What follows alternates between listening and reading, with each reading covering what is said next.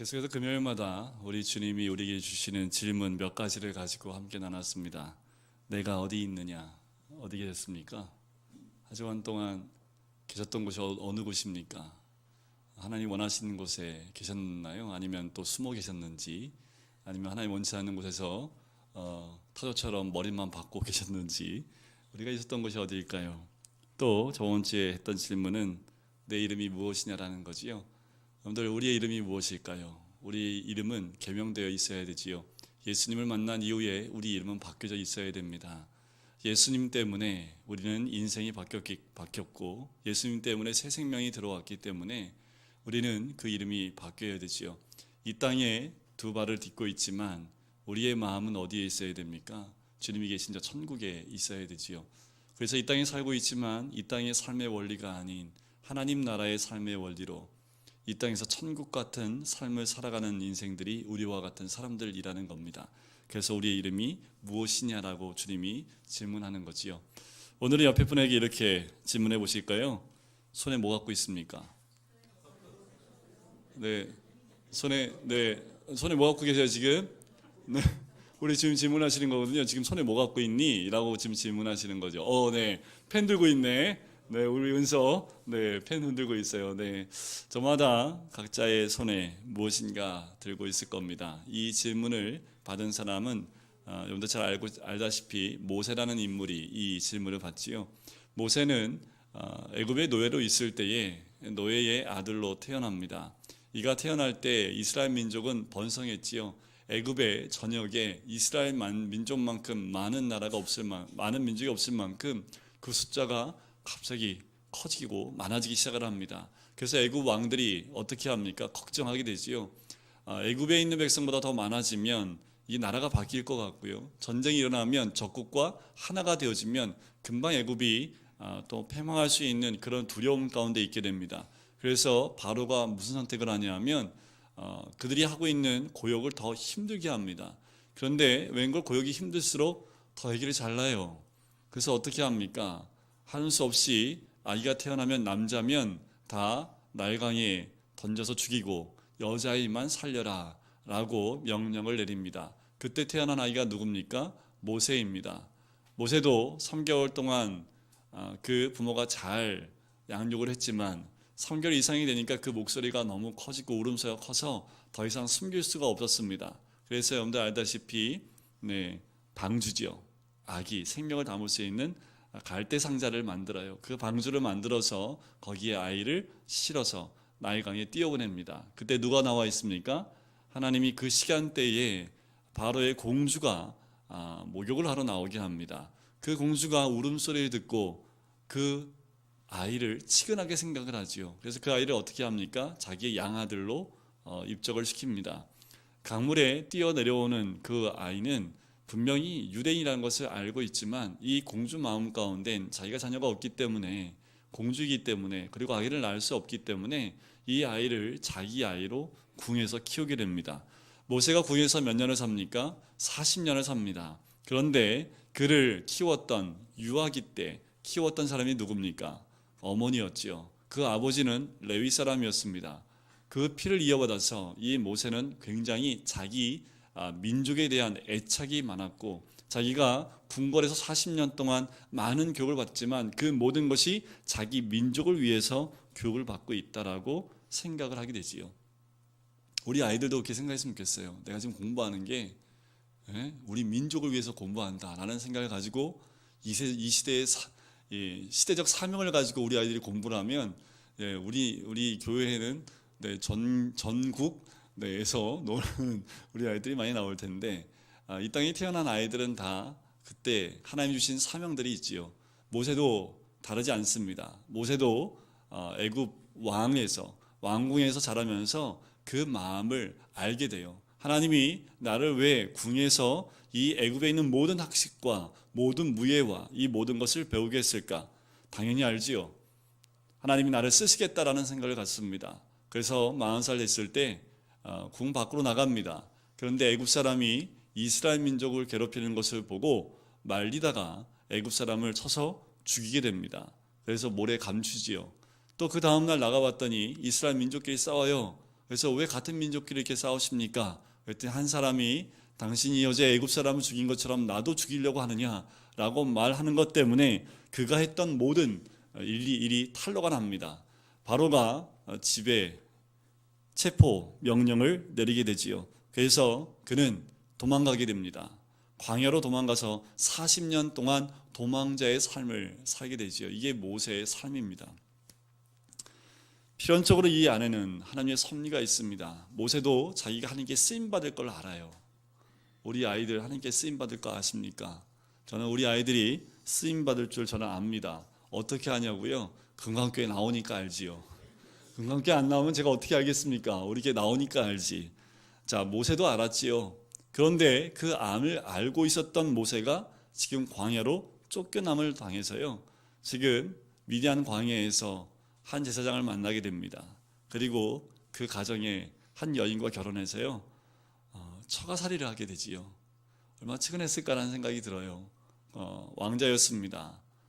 굉장히 모든 사람이 부러워할 위치였지만 한순간 광야의 도망자가 되어서 처가살이를 하는 그 입장이 돼서 40년 동안 그 광야 생활을 하게 됩니다. 그리고 40년이 흐른 다음에 하나님의 산이란 호렙산에서 한 이상한 광경을 보게 되지요. 자, 이 광경이 뭡니까? 떨기나무 가운데 불이 붙었는데 떨기나무가 사라지지 않는 겁니다. 그래서 이 광경을 보면서 그 광경을 확인하기 위해서 가다가 누구를 만나요? 하나님을 만나는 장면이 3장에 나오는 장면이죠. 우리 다 알고 있지요. 이 장면에서는 우리가 좀 두 가지 메시지를 발견할 수 있습니다. 뭐냐 하면 떨기나무에 불이 붙어있는 그 모습이 지금 이스라엘 민족과 같다라는 겁니다. 이 떨기나무는 어떤 거냐 하면 광야 어디에서나 만날 수 있는 흔한 잡목이라는 겁니다. 이스라엘 민족이 그와 같다라는 거지요. 이스라엘 공동체 하나하나가 이 떨기나무와 같다라는 의미입니다. 그런데 거기에 불이 붙어 있습니다. 그것은 무엇을 의미합니까? 이스라엘 민족 가운데 임한 고난과 아픔을 이 모습으로 보여주고 있다는 겁니다. 하나님은 그 이야기를 지금 모세에게 하나의 그림으로 보여주고 있는 겁니다. 우리가 살아갈 때 우리가 자세히 보면 어쩜 우리 삶 가운데 이런 그림으로 우리에게 보여주시기도 하고요. 꿈으로 보여주시기도 하고요. 때로는 말씀으로 보여주시기도 하지요. 그런데 지금 모세는 하나의 그림 같은 광경으로 보여주고 있습니다. 적어도 소명받은 사람은 하나님의 백성들은 이 고통 가득한 어둠의 땅을 볼 수 있는 열린 눈이 있어야 되는 거죠. 그것을 바로 소명의 눈이라고 얘기를 합니다. 이 모세는 하나님이 떨기나무 가운데 붙어있는 그 불을 보게 하시고 그 불 가운데 아직 사라지지 않는 그 떨기나무를 보면서 그는 그 안에 있는 의미를 조금씩 깨닫게 됩니다. 네 민족이 지금 이와 같이 고통을 겪고 있다라고 말씀을 하고 있는 거지요. 타서 없어지지 않습니다. 그 나무가 타지를 않아요. 없어지지 않아요. 원문에 보면 나무가 타지 아니하는고라는 말은 다시 말씀을 드리면 나무가 왜 없어지지 않느냐, 왜 나무가 타서 사라지지 않을까라는 그 의미가 있습니다. 이 말은 비록 그들이 지금 환난을 겪고 고난을 겪지만 하나님의 백성들이 아주 멸망당하는 법은 없다라는 거지요. 그들에게 아무리 고난이 오고 고통이 있다 할지라도 그 떨기나무는 타지 않습니다. 그대로 남아있는 거지요. 사라지지 않습니다. 하나님 백성에게 고난이 닥쳐와도 하나님 백성은 사라지지 않는다라는 그 메시지를 이 모세에게 알려주고 있습니다. 두 번째로 이 광경을 통해서 모세에게 개인적인 메시지를 알려주고 있는 거지요. 여러분들 불을 붙이려면 세 가지 조건이 맞물려야 됩니다. 일단 탈 재료가 있어야겠지요. 그리고 또 뭐가 있어야 될까요? 우리 아이들. 그렇죠. 불이 있어야 되지. 또 한 가지는 그렇죠. 공기가 있어야 똑똑해요. 네. 세 가지가 있어야 됩니다. 공기가 있어야죠. 공기 없으면 불이 안 붙잖아요. 그죠? 공기와 불과 타야 될 재료가 있어야 되는 겁니다. 분명히 이 세 가지가 딱 맞아 떨어져요. 타면 재료가 없어지면 불은 꺼지게 되어져 있습니다. 불이 타는데 재료가 사라지지 않아요. 이 그림을 통해서 하나님은 무엇을 말하고 싶으신 것일까? 그것은 바로 모세, 떨기나무와 같은 너를 통해서 내가 하겠다라는 겁니다. 네 능력으로 하는 것이 아니라 너에게 어떤 조건이 있어서 되는 것이 아니라 지금 조건이 맞지 않게 하나님이 그 떨기나무에 그 재료가 타지지 않고 그대로 남아있게 하는 것처럼 너를 통해서 그렇게 사용하겠다는 거지요. 어떻게 하면 사용할 수 있습니까? 하나님이 붙잡으면 사용할 수 있다는 겁니다. 모세에게 주신 개인의 메시지입니다. 내가 너를 붙잡으면 내가 너를 사용하겠고, 내가 너와 함께하면 이 모든 일들이 너를 통해서 이루어질 수 있다라는 거지요. 이 두 가지 메시지, 이스라엘 민족의 현재의 그 메시지와 또한 개인적인 이 메시지를 딱 바라보고 모세가 했던 반응이 있습니다. 그 반응이 뭘까요? 내가 누구기에 가겠습니까? 이게 모세의 반응입니다. 여러분들 어떠시겠습니까? 오늘 집에 가시다가 언뜻 봤는데 불이 안 꺼져요. 그래서 그 안에서 하나님이 나를 붙잡고 계시구나 하면 우리가 어떻게 해야 돼요? 그 자리에서 무릎 꿇어야죠. 그죠? 여러분들 또 그러실 거예요?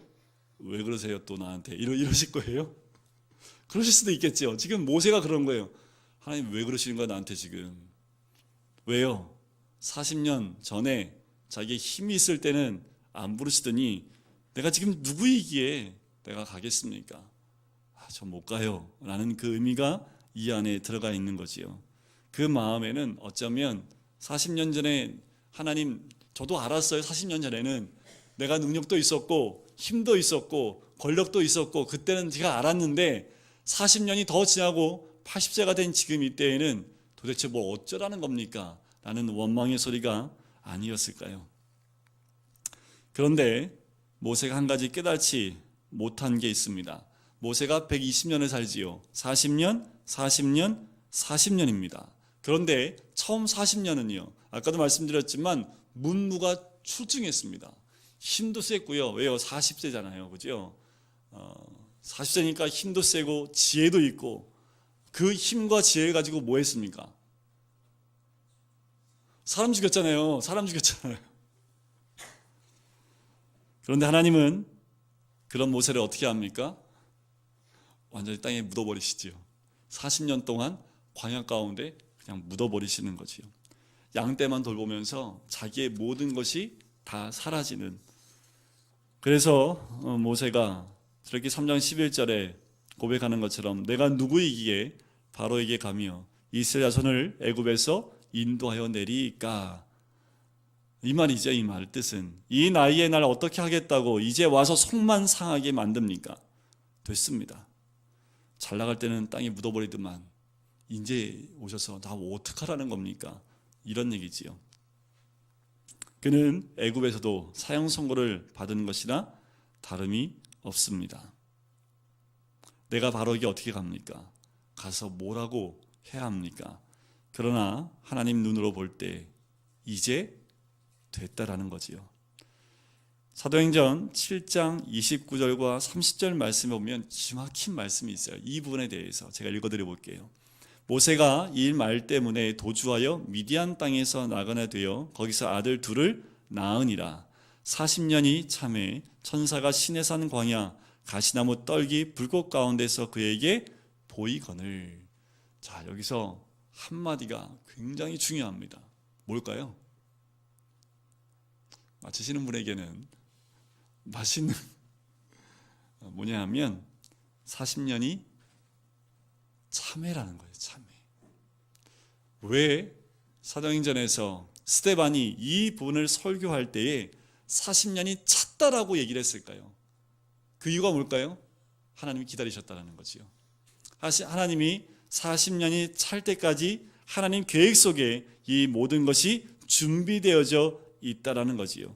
바로 40년 이후에 40년은 네가 갖고 있는 조건이나 배운 그것이 하나님의 일을 하고 민족을 구원해내는데 얼마나 쓸데없는 것들인가를 가르쳐주는 기간이 40년, 그 기간이 참회, 천사가 시내산에서 모세에게 나타난 거지요.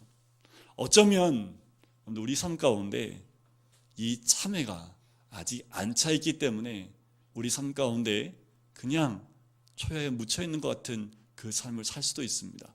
나이에 상관없어요. 우리 하나님은 나이 가지고 일하시는 분이 아니지요. 하나님이 보시기에 됐다라고 할 때까지, 그때까지 하나님은 기다리고 계십니다. 여러분들 됐습니다. 됐다고요. 그럼 뭐 하시면 돼요? 이제 반응하시면 되지요. 주님이 참회라는 말, 이제 됐다라는 그 음성이 들릴 때 그때 우리는 바로 반응을 하셔야 됩니다. 근데 모세는 그렇게 하지 않지요. 자, 다시 출애굽기로 넘어와서 4장 1절과 2절 말씀에 이렇게 나옵니다. 모세가 대답하여 이르되 그들이 나를 믿지 아니하며 내 말을 듣지 아니하고 이르기를 여호와께서 내게 나타나지 아니하셨다 하리이다. 우리 2절 같이 한번 다시 읽어볼까요? 여호와께서 그에게 이르시되 내 손에 있는 것이 무엇이냐? 그가 이르되 지팡이니이다. 드디어 우리 주님이 질문을 합니다. 몇 번에 걸쳐서 그들이 또 내 말을 듣겠습니까? 제가 어떻게 갑니까? 얘기했을 때 우리 하나님이 질문을 합니다. 내 손에 있는 것이 무엇이냐? 모세의 손에는 뭐가 있습니까? 지팡이가 있습니다. 이 지팡이는 광야 가운데 양을 치는 목자들이 늘 가지고 다니는 지팡이입니다. 이 지팡이는 아마도 모세가 40년 동안 가지고 다녔던 지팡이, 모세에게는 없어서는 안 될 양을 훔치러 오는 그 어떤 동물들과는 싸움을 할 수 있는 무기가 될 수도 있고요. 때로는 양을 이끌 수 있는 지팡이가 되기도 하고요. 자기가 힘들 때는 의지할 수 있는 지팡이와 같은 것이 이 모세가 가지고 있는 지팡이입니다. 40년 광야 생활 가운데 내내 함께 있었던 동고동락했던 그것이 바로 이 지팡이입니다. 근데 지팡이 놓고 얘기를 하면 이상한 사람이 되잖아요. 그죠? 지팡이를 의지하지만 지팡이에는 뭐가 없어요? 생명이 없습니다. 나무 둥지에서 잘려나온 죽은 생물인 이 지팡이를 모세는 누구와 같다라고 생각을 했을까요? 누구와 같은 처지입니까? 모세의 자신과 같은 처지입니다. 여러분들 아무거나 손에 한번 들어보세요. 아무거나 손에 한번 들어보세요. 빨리.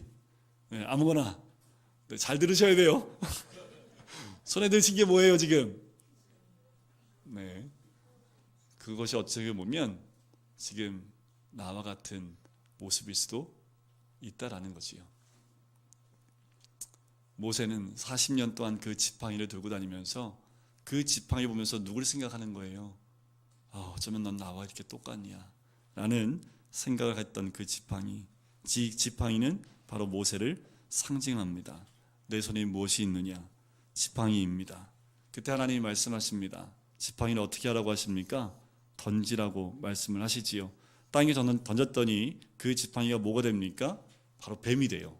그래서 여호와께서 모세에게 뭐라고 명령하십니까?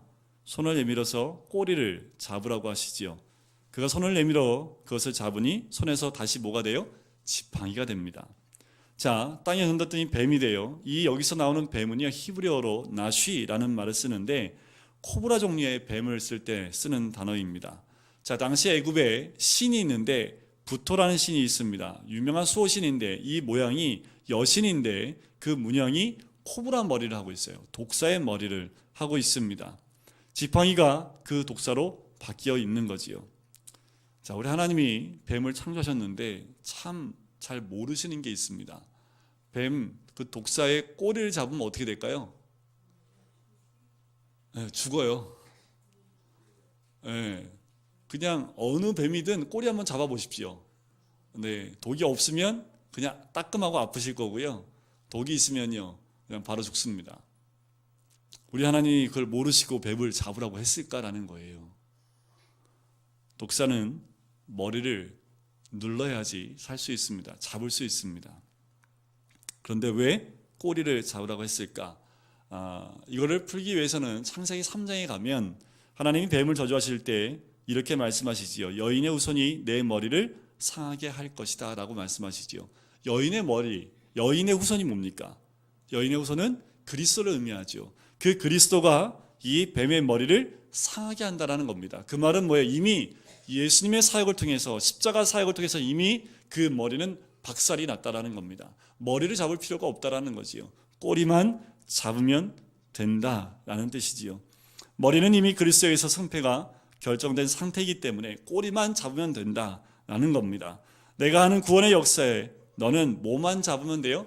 폰만 잡아라 라는 겁니다. 내가 너 그렇게 쓸게. 너한테 독사의 뱀을 절단내라고 시키지 않아. 그거는 하나님이 하시는 거지요. 그리스도께서 하시는 겁니다. 그러면 이미 끝난 그 뱀의 뭐만 잡으면 돼요? 꼬리만 잡아 올리면 내가 다 해줄게. 너는 그냥 똥폰만 재. 내가 잡았다 하고 똥폰만 재. 내가 다 해줄게 라고 말씀하는 거지요. 이 전쟁은 내가 싸울 싸움이 하나도 없다는 거죠. 너는 순종만 하면 된다라는 겁니다. 못 가겠다고 버티는 모세에게 이 징조를 주는 거지요. 입체적이지요. 자, 여기서 한 가지, 이 지팡이가 손에 잡혀 있을 땐 뭐가 돼요? 지팡이가 됩니다. 손에서 떨어지면 뭐가 돼요? 뱀이 돼요. 또 한 가지에 우리가 깨달을 수 있는 것은 이 지팡이가 손에 붙잡혀 있어야 돼요? 놓여져 있어야 돼요? 붙잡혀 있어야 된다는 겁니다. 이 지팡이는 누구라고요? 모세라고요. 모세. 그 모세는 하나님께 붙잡혀 있으면 하나님의 지팡이가 되지만 하나님께 붙잡혀 있지 않으면 뭐가 된다는 겁니까? 뱀이 된다는 거지요. 하나님의 대적자가 될 수 있다는 겁니다. 여러분, 지금 아까 집었던 그거 지금 내가 집었기 때문에 그걸 쓸 수 있지요. 그걸 안 집으면요 아무 소용이 없어요. 저한테는. 제가 이 컵을 잡았어요. 컵을 잡으면 뭐 할까요? 제가 물을 마시지요. 안 잡고 이렇게 가만히 놔두면요 이건 저한테 아무 유익이 없지요. 그냥 겉에 있는 겁니다. 지팡이가 이렇게 붙잡혀 있을 때요, 그때에는 그 지팡이가 능력의 지팡이, 하나님께 쓰임받을 수 있지만 때로는 우리가 하나님 손에 붙잡혀 있지 않을 때는 그것이 어떻게 보면 사단의 도구로 쓰임받을 수 있다는 걸 또한 우리 주님 말씀하시는 거지요. 또 한 가지의 징조를 보여주십니다. 손을 품에 넣었다 빼라. 넣었다 빼니까 뭐가 됩니까? 나병이 손에 확 올라옵니다. 희게 올라옵니다. 그리고 주님이 그 손을 다시 품에 넣었다 빼라고 합니다. 다시 넣었다 빼니까 뭐가 어떻게 돼요? 다시 원래 피부로 돌아온다라는 거지요. 나병은 구약 성경에서 심판을 간주합니다. 그런데 이 모세가 가슴에 넣었다 빼니까 나병이 발병을 했다라는 거지요. 자, 인간의 죄가 어디서부터 온다는 말씀입니까? 요 품이요? 품은 아니지요. 심령에 있다라는 겁니다. 바로 심령이 문제라는 거지요. 우리 예수님은 바리새인들한테 뭐라고 합니까? 마음이 중요하다라고 말씀하지요. 마음이 악하다고 얘기합니다. 마음에서부터 나오는 것이 그 사람을 더럽게 한다라고 우리 주님 말씀하셨잖아요. 그만큼 우리의 마음이 우리를 죄로 물들게 한다라는 겁니다. 고난에 빠져있는, 심판 아래 놓여있는, 죽을 수밖에 없는 이스라엘 공동체를 하나님이 어떻게 회복시키고 구원하실 것인가를 보여주는 그림, 바로 다시 품에 넣었다 빼니까 다시 손이 깨끗하게 됐다라는 거지요. 나병 걸린 손이 회복되는 광경을 통해서 하나님은 모세에게 설명하시는 겁니다. 내가 할 일이 바로 이 일이다라는 거지요. 이스라엘 민족을 그 죄 가운데, 세상 가운데, 죄의 세상 가운데 그대로 있었던 그들을 데리고 나와서 출애굽하는 것, 그들을 하나님 백성으로 다시 데리고 나오는 것, 그 일이 네가 할 일이라는 거지요. 세상에서 죽을 수밖에 없고 죄 가운데 죽을 수밖에 없는 그 영혼을 모세 내가 들어가서 하나님의 이름으로, 주님의 이름으로 그를 데리고 나와서 회복시켜야 된다는 것을 이야기합니다. 또 한 가지 그림을 또 보여주십니다. 그게 뭡니까? 9절 말씀에 나오죠. 그들이 이 두 주 이적을 믿지 아니하며 내 말을 듣지 아니하거든 너는 나일강을 조금 떠다가 땅에 부으라. 내가 떠온 나일강 물이 땅에서 피가 되리라. 이런 말씀입니다. 만약에 이도저도 듣지 않을 때에는 나일강이 피가 되는 기적을 내 손에서 베풀 것이다 라고 말씀을 하는 거지요. 하나님 명령에 순종하지 않으면 세상은 결국 심판받게 될 것을 설명하고 있는 겁니다. 지금 모세는 이 놀라운 하나님의 구원에 그런 막대기처럼 붙들릴 것이다 라고 이야기하는 거지요. 그런데요, 끊임없이 모세가 착각하는 게 뭐냐면 내가 좀 기운이 있을 때는 왜 안 쓰시고 계속 이게 마음에 맴도는 거예요. 계속 이 모세가 착각하고 있는 것은 하나님이 내가 어떤 상태든 내가 붙잡으면 내가 너를 쓸 것이다 라고 말씀하고 계시는데, 모세는 계속해서 어떤 착각을 하냐 하면 40년 전에 내가 힘이 넘쳐날 때, 또한 힘이 있고 무술을 할 수 있고 학식이 있을 때, 그때 계속해서 그때를 이야기하는 거지요. 근데 이제 막대기 같은 내가 뭘 할 수 있습니까? 이 착각에 계속 있는 거지요. 이 모습이 우리와 똑같습니다. 우리도 늘 이런 유혹에 빠져요. 요번에 한 번만 승진하면, 요번에 조금만 돈 벌면, 요번에 성적 전교 10등 안에 들면, 이러면 될 것 같지요. 그런데 내일이 우리의 것입니까? 내일은 우리 거 아니지요. 하나님이 오늘 네 거야 했을 때야 내일이 제게 됩니다. 하나님 지금 모세에게 이 그림을 보여주고 계시는 거지요. 그리고 계획을 보여주고 계시는 겁니다. 자, 4장 20절 한번 보실까요? 4장 20절에 보면 이렇게 나오지요. 모세가 그의 아내와 아들들을 나귀에 태우고 애굽으로 돌아가는데 모세가 무엇을 손에 잡았더라? 하나님의, 그냥 지팡이라 말하면 큰일 납니다. 무슨 지팡이요? 하나님의 지팡이입니다. 이 하나님의 지팡이 갖고 앞으로 뭐 하게요? 홍해도 가르고 반석에서 물도 내고 전쟁에서 승리하는 그 산에 올라가서 하나님의 지팡이를 지켜들어서 승리도 하게 하는 그 하나님의 능력의 지팡이가 됩니다. 이 지팡이로 또다시 40년 동안 양이 아닌 이스라엘 민족을 광야 가운데 인도하는 그 지팡이가 되는 거지요. 요새 우리 젊은이들이요, 취업이 안 돼서 참 많은 고생을 합니다. 취업을 하기 위해서 무엇을 할까요? 취업을 하기 위해서 공부를 합니다. 근데 이게 그렇게 고3 때 공부했으면 아마 인류대학 갈 수 있을 것만큼이나 어마어마한 공부를 합니다. 공부를 한 가지 하는 게 아니에요. 고등학교 때 열 몇 가지 과목을 했던 것처럼 지금 우리 청년들이 10대까지의 자격증을 따기 위해서 아침부터 저녁 늦게까지 학원을 다니기 시작을 합니다. 그걸 한마디로 말하면 뭘 쌓기 위한 거예요? 스펙을 쌓으려고 하는 거지요. 그래서 자기는 스펙이 없기 때문에 연줄도 없고 뒷배경도 없어서 나는 취업이 안 돼 라는 자괴감에 빠지는 청년들이 참 많습니다. 맨땅에 헤딩하는 사람들이 자조적으로 하는 말이 나는 아무 스펙이 없어서 라고 이야기하는 청년들이 많다는 거지요. 과연 그럴까요? 저는 우리 그리스도인들 가운데, 기독교인들 가운데, 교회 안에 있는 우리 청년들은 가장 중요한 스펙을 잊고 있다고 생각을 합니다. 모세에게 가장 중요한 스펙이 뭐였을까요? 왕의 신분이었을까요? 그건 이미 물 건너 갔지요, 그죠? 그럼 뭐가 스펙이에요? 하나님의 지팡이지요. 우리 청년들한테 뭐가 가장 중요한 스펙이, 가장 큰 스펙일까요? 우리 하나님입니다. 하나님이 우리의 최고의 스펙이지요. 비록 마른 막대기 같은 존재들이지만 하나님이 그 인생에 다가오셔서 개입하고 붙드시는 순간 우리는 하나님의 지팡이가 됩니다. 그보다 더 강력한 스펙이 어디 있습니까?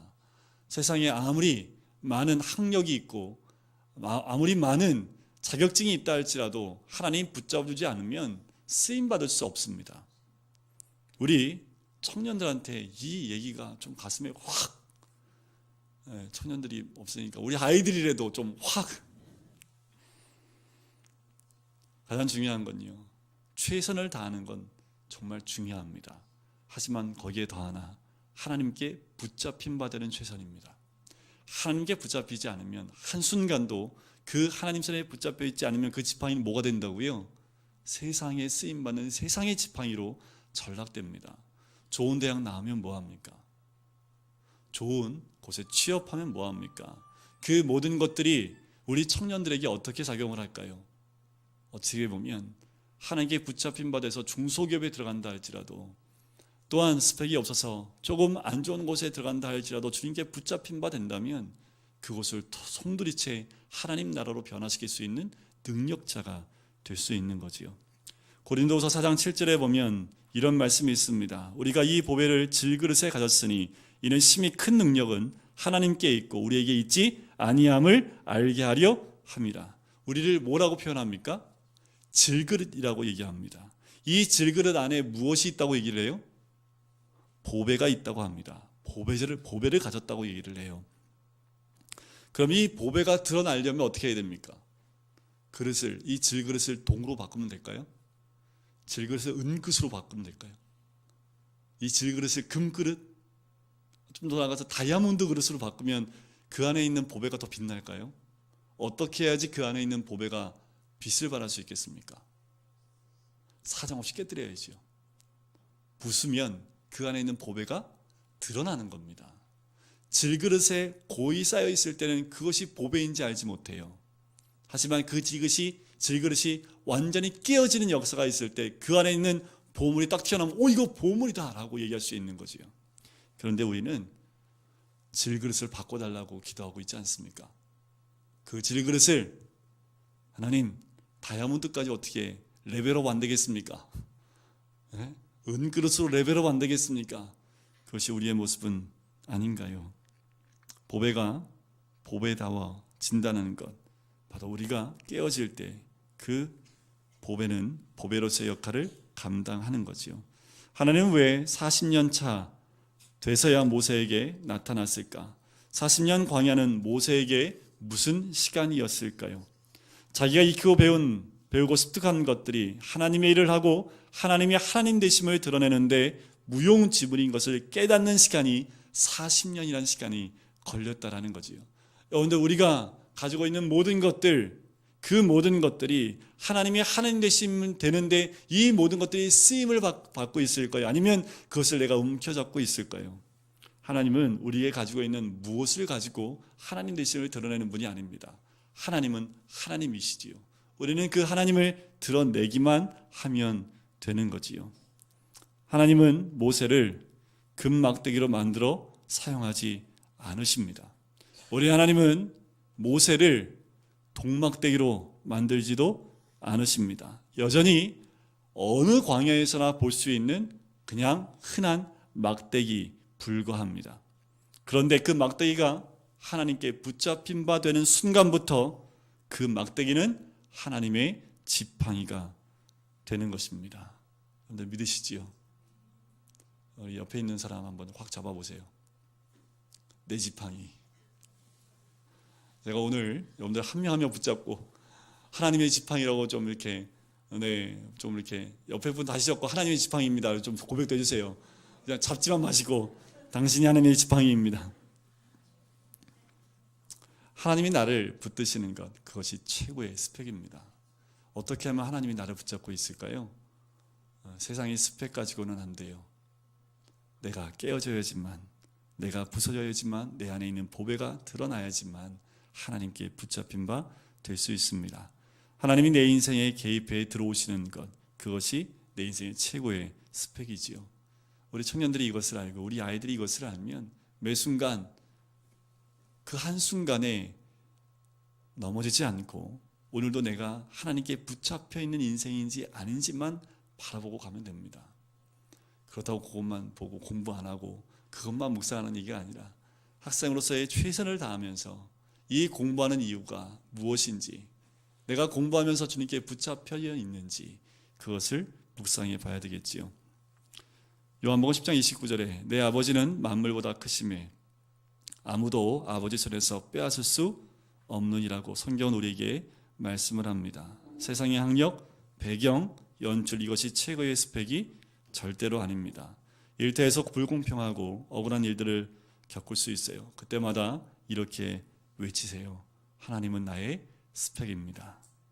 우리 인생에 하나님의 전능하심과 예수 그리스도의 보배로움이 드러나기를 주님의 이름을 간절히 축원드립니다. 오늘 이후로 내 손에 뭐가 있느냐라고 말씀을 우리 주님 물어보시면 주님, 내 손에 하나님의 지팡이가 있습니다 라는 고백을 하시는 우리 성도님 되시기를. 한 주간 동안 그렇게 고백하세요. 네? 만날 때마다 손에 뭐 갖고 있어요? 한번 물어보시고, 그러면 여지없이 하나님이 쥐고 있는 하나님의 볼펜입니다. 이렇게 말씀하셔도 좋고요. 우리 모두가 이 한 주간 동안 다음 주에 다시 오실 때까지 그렇게 하나님의 지팡이로 쓰임 받으시기를 주님 간절히 축원드립니다.